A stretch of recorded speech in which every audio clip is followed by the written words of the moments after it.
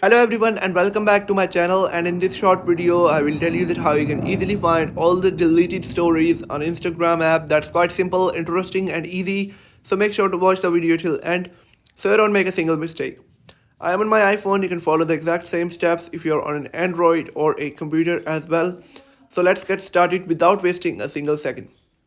So guys, first of all you have to open the Instagram application and then tap on your profile on the bottom right corner and three lines on the top right corner to head over to the menu.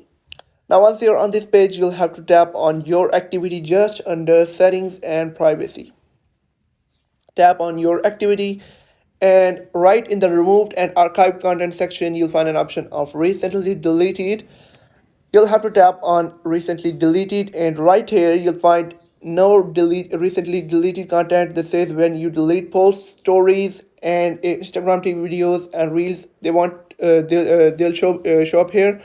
Only you can see them.